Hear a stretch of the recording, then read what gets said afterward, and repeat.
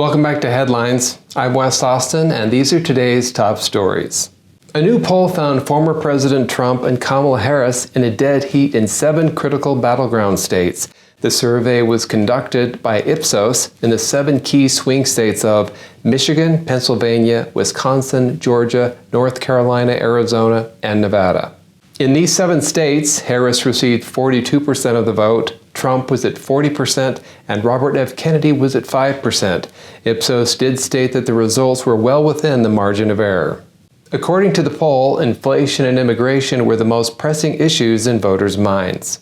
If inflation and immigration are the top issues, and Harris is still tied with Trump, and maybe these voters think, who better to fix the problems than those that created them? You know, like hiring an arsonist to put out a fire.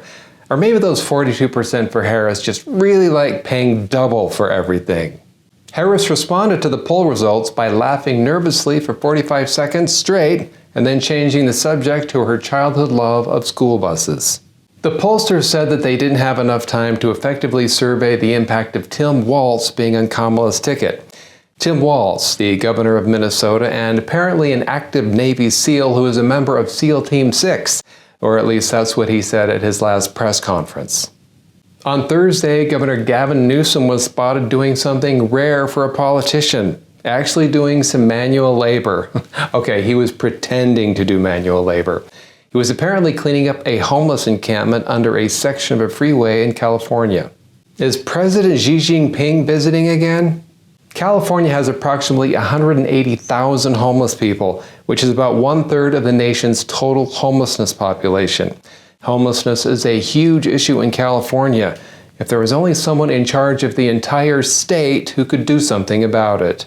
This is 2 weeks after Newsom issued an executive order telling state agencies to clean up the thousands of tents that are lining the freeways, parking lots, and cluttering city parks. The order was issued after the U.S. Supreme Court permitted cities to enforce bans on sleeping outside in public spaces.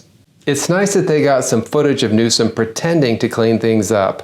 What would have made things a little better is if he would have been able to have a press conference on location. Well, you're in luck because he just happened to bring a podium with him.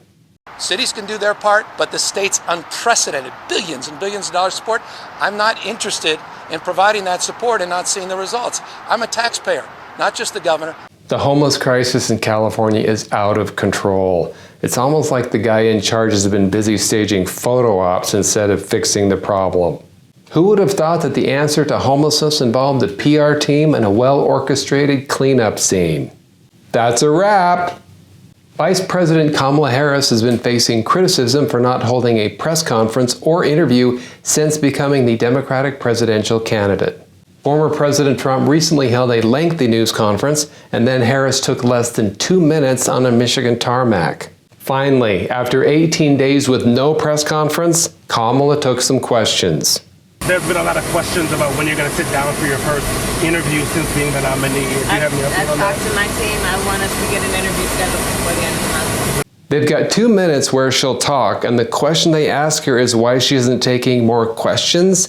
Okay, they've got time for one more. This one will be a real question about something important. Inflation, immigration, the border. Are you open to more debate?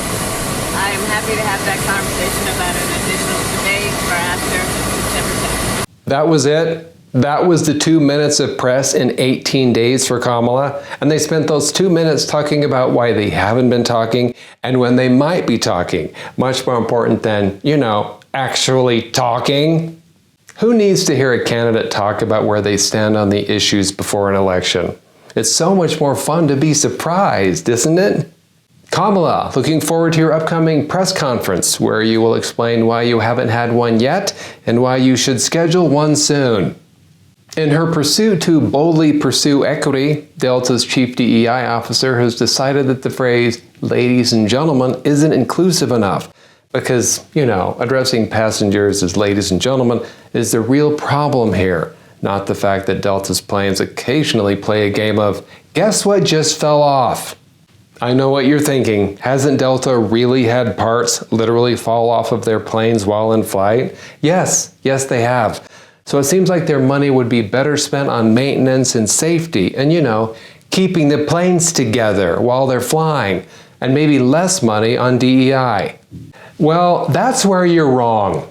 Who needs safe and well-maintained aircraft when you can have inclusive gate announcements? Having your plane fall apart might be somewhat traumatic, but you know what's even more traumatic? Calling a woman a lady. Thanks for watching Headlines. I'm Wes Austin. Good night.